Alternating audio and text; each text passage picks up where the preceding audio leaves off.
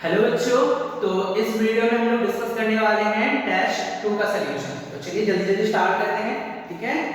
तो यहाँ पे बच्चों जो क्वेश्चन नंबर 1 है ना, ये हम लोग ऑलरेडी डिस्कस कर चुके हैं टेस्ट 1 पे। क्वेश्चन नंबर 2 हो गया, क्वेश्चन नंबर 3 हो गया, question number 4 done, question number 5 done, question number 6 ये भी हो गया, क्वेश्चन नंबर 7 भी हो चुका है, ठीक है। तो ये सब वीडियो 1 पे है, टेस्ट 1 के सॉल्यूशन पे सब कुछ हम लोग डिस्कस ऑलरेडी कर चुके हैं, ठीक है ना। तो चलिए आगे चलते हैं। क्वेश्चन नंबर 8 क्या बताता है, according to the work energy theorem the work done is equals to the change in kinetic energy. तो 8 का ऑप्शन क्या होगा, क्वेश्चन नंबर 8 का आंसर होगा ए। ओके, क्वेश्चन नंबर 9 देखते हैं कि क्या है, ठीक है। तो हम लोगों को पता है कि अच्छा पहले क्वेश्चन देख लेते हैं। As shown in the diagram, a particle is carried from A to C via path 1, अच्छा path 2 and path 3. Then which of the following statement is correct? तो work done by the gravitational force ना, तो gravitational force का conservative force, तो हम लोगों को पता है कि conservative force अगर होता है तो वो path के ऊपर डिपेंड नहीं करता है, initial point and final point के ऊपर डिपेंड करता है। तो यहाँ पे ऑप्शन कौन सा ऑप्शन करेक्ट है कि work done is same in all the path. Question number 9 का आंसर क्या हो जाएगा बच्चों, option A. Okay, question number 10 करते हैं। चलो क्वेश्चन नंबर 10 पे आते हैं कि इसमें देखते हैं क्या होगा। क्वेश्चन नंबर 10, तो यहाँ पे क्या है बच्चों, the work done in moving particle from a position A to B is 3 joule and B to C is 4 joule. Then work done by the then work done in moving the particle A to C. तो हम लोगों को क्या पता है कि work done is a scalar quantity. Work done is a scalar quantity, तो हम डाल के उसको स्केलर एडिशन कर सकते हैं। तो इसमें क्या बताया गया है कि कुछ ऐसा है, तो ये मेरा A है, ये मेरा B है और ये मेरा C है। A से B लाने के लिए उसको वर्क डन करना पड़ा 3 जूल और B से C लाने के लिए मुझे वर्क डन करना पड़ा कितना जूल, 4 जूल। तो इधर 3 जूल इधर 4 जूल एडिशन कर सकते हैं ना कि A से लेकर के C तक इसको वर्क डन कितना हो जाएगा, 3 joule plus 4 joule which is equal to कितना, 7 जूल। तो which will be the correct option, option B is the correct option. Clear? Okay, चलो तो क्वेश्चन नंबर 11 देखते हैं बच्चों। 11 पे आते हैं, इसमें क्या बोला गया है, a labor A take 4 minutes in rising a ball from the ground to the top of a bus. Another labor B takes 3 minutes for the same task. Then अच्छा दोनों सेम काम कर रहे हैं ना, कोई भी चीज को उठाएगा, दोनों कोई भी चीज को अगर उठाता है तो against the gravity same force लगाएगा दोनों। इसका मतलब इसके लिए फोर्स सेम है और हाइट तो ए लेवल के लिए घट नहीं जाएगा लेकिन बढ़ नहीं जाएगा, दोनों लेवल के लिए सेम ही रहेगा। तो हाइट भी सेम रहेगा, इसका मतलब डिस्प्लेसमेंट भी सेम रहेगा, तो वर्क डन भी दोनों के लिए क्या हो जाएगा, सेम हो जाएगा, ठीक है। लेकिन अगर पावर की बात करें क्या होगा, एक आदमी 3 मिनट पे कंप्लीट करता है, एक आदमी 4 मिनट पे कंप्लीट करता है, तो पावर तो डिफरेंट होगा ना। The rate of change of work done is nothing but power, तो पावर तो डिफरेंट हो जाएगा। क्लियर? ओके, तो यहाँ पे कौन सा ऑप्शन करेक्ट होगा बच्चों, यहाँ पे 11 का कौन सा ऑप्शन करेक्ट है, the work done by both of them is same but power is different. तो 11 का आंसर होगा option A. Clear? Okay,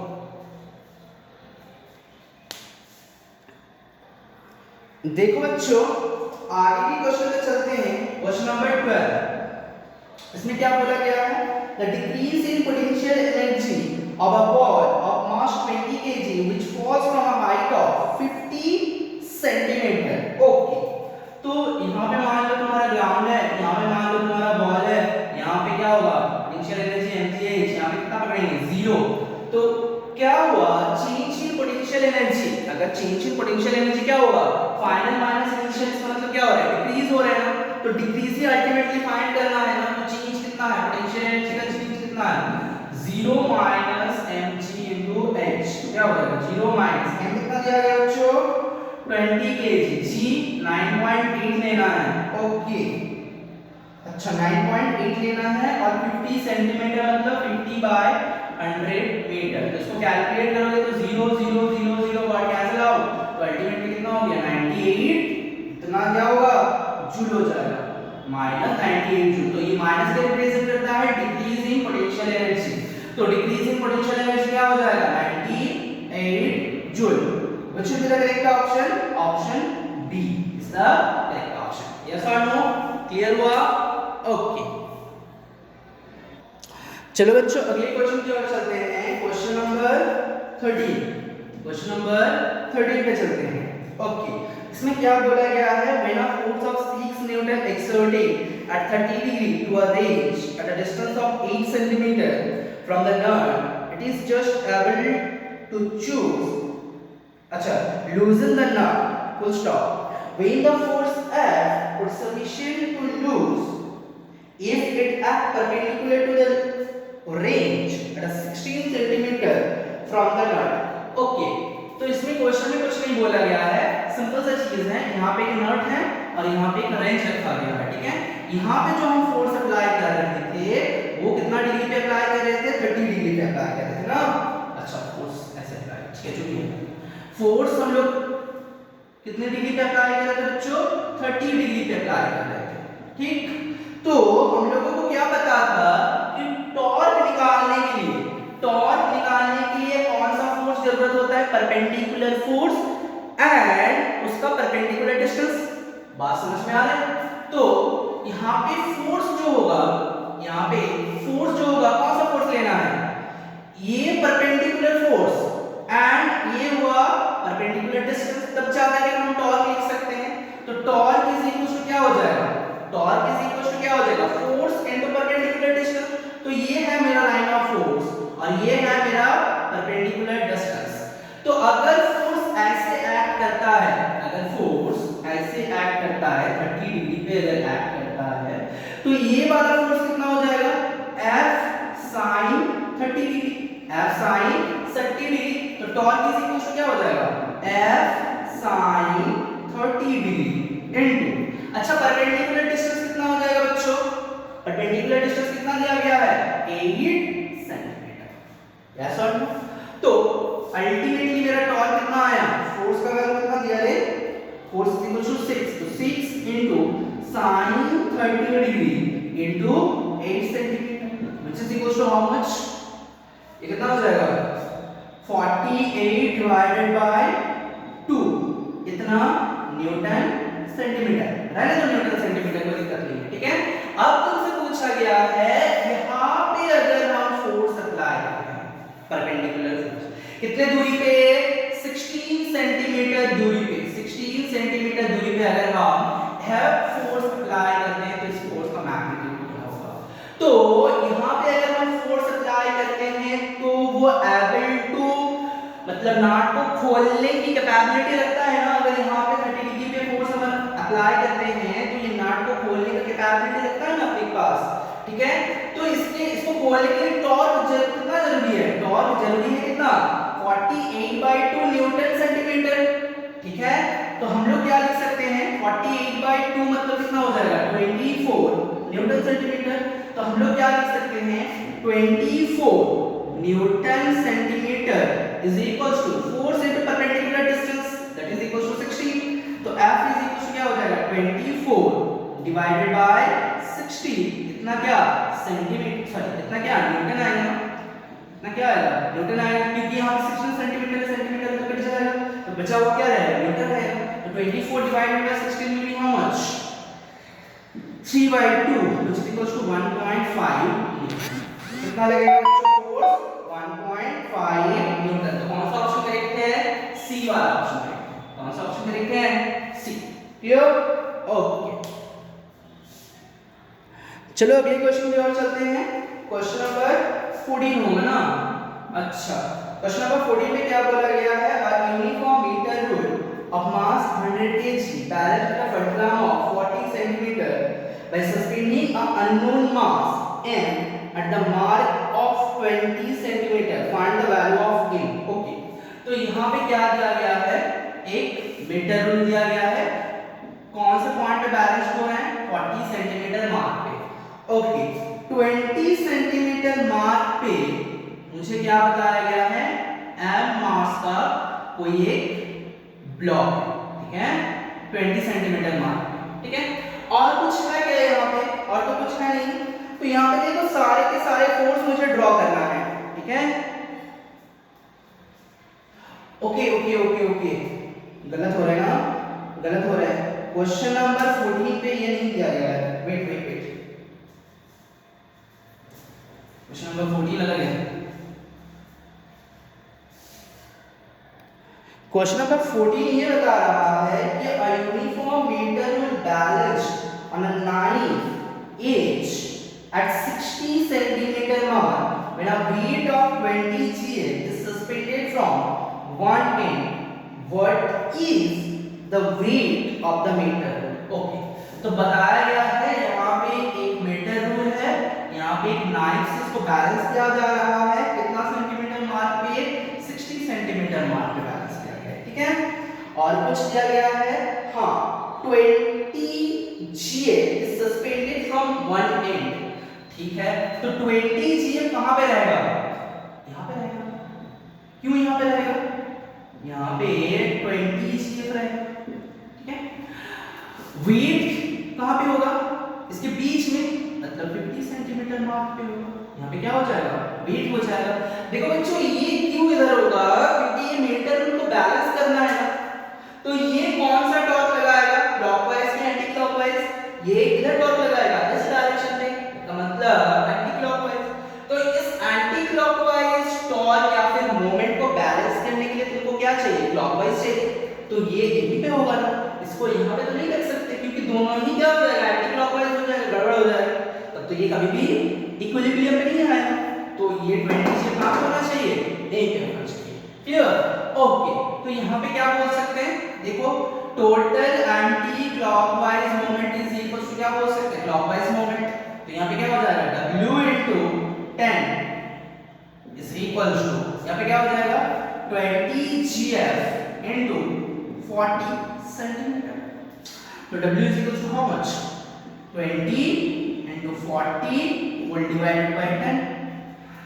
okay, तो यहाँ पे 0 0 कट गया, तो यहाँ पे क्या हो जाएगा, 80 GF, ना होगा। तो आंसर क्या हो जाएगा बच्चों, 80 GF। तो यहाँ पे बहुत बच्चे गलत कर सकते हो, ऑप्शन ए लिख सकते हो, लेकिन वहां पे क्या दिया गया है ना, 80 kgf दिया गया है।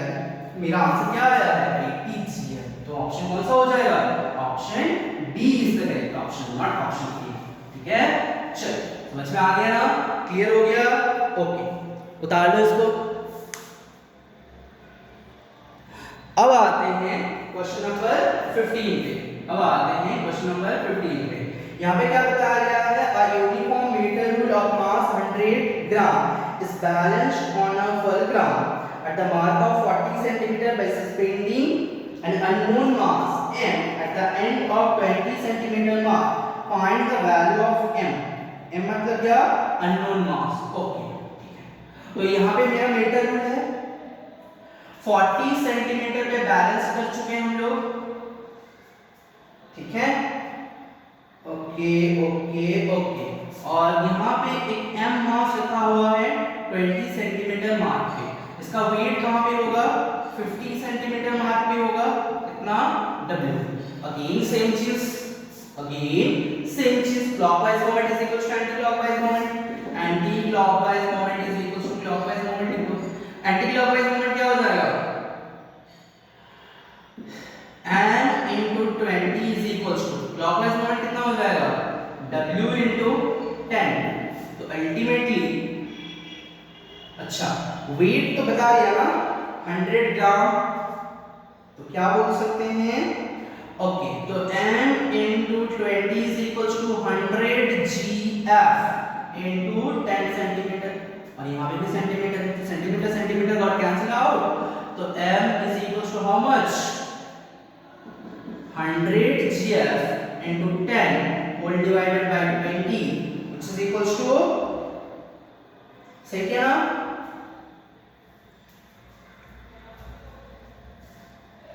तो तो अल्टीमेटली हम लोगों का आंसर क्या आ जाएगा 50 GF। अल्टीमेटली आंसर क्या आ जाएगा 50 GF। 0 0 काट के आंसर तो 50 अल्टीमेटली होगा। ठीक है, कोई दिक्कत नहीं है ना, उतार दो इसको। चलो अगले क्वेश्चन की ओर चलते हैं।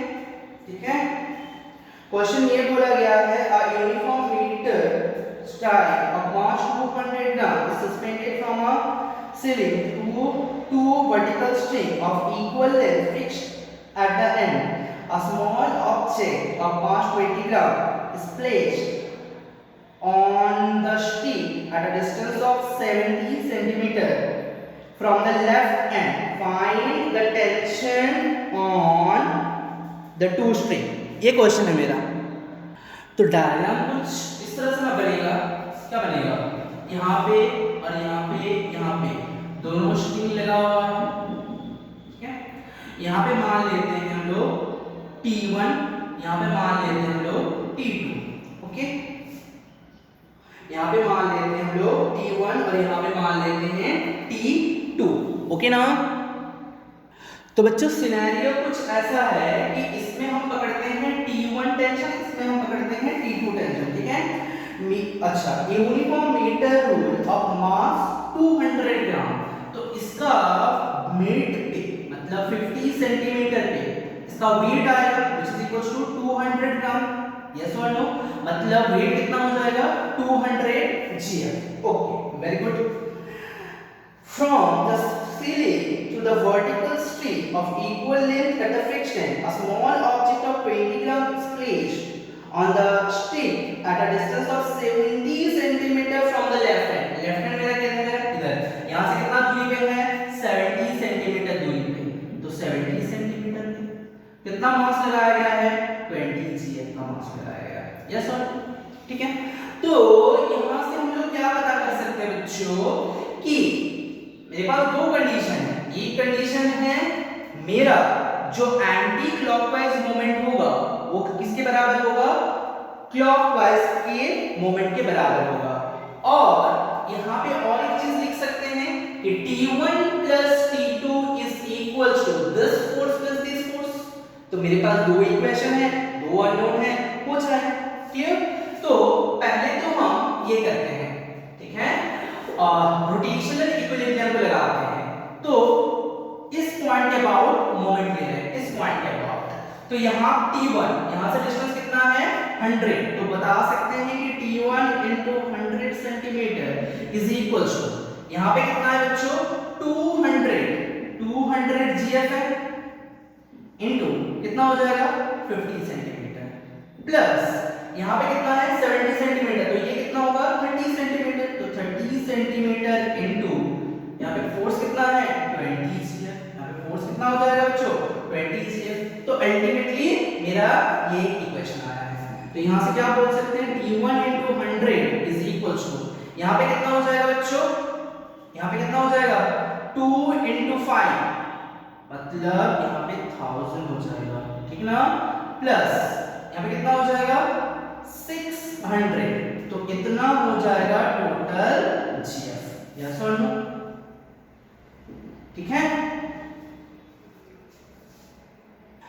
तो यहां से क्या लिख सकते हैं बच्चों हम लोग, यहां से क्या लिख सकते हैं कि 10600 इतना GF इज इक्वल्स टू क्या हो जाएगा T1 into 100।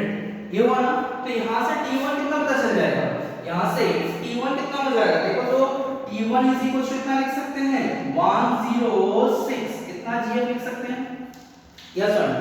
अब इसको न्यूटन में कन्वर्ट करना है तो क्या करेंगे कि T1 is equal to how much 106 divided by 1000 into 9.8 लिख सकते हैं। तो अगर तुम इसको कैलकुलेट करोगे तो ये आएगा लगभग 1.04 के बराबर, 1.04 के बराबर आएगा, ठीक है। तो यहां से तो मुझे टेबल मिल गया, मतलब लेफ्ट साइड का जो टेंशन है ये मिल गया। अब क्या है कि T1 plus T2 is equal to how much, T1 plus T2 कितना हो जाएगा, इधर का टेंशन प्लस इधर का टेंशन क्या हो जाएगा, ठीक है। तो यहां से हम क्या बोल सकते हैं बच्चों 200 GF प्लस 20 GF, ये ना होगा अब क्या होगा, T1 plus T2 is equal to कितना होगा 220। तो यहां से तुम बड़े आसानी से T2 निकाल लो, ये यहां से तुम बड़े आसानी से T2 निकाल लोगे। समझ में आ गया? तो यहां तक खत्म होता है हम लोगों का सॉल्यूशन 2। टेस्ट का जो सॉल्यूशन था वो सेकंड टेस्ट का सॉल्यूशन तक हम लोग कंप्लीट किए हैं। ठीक है।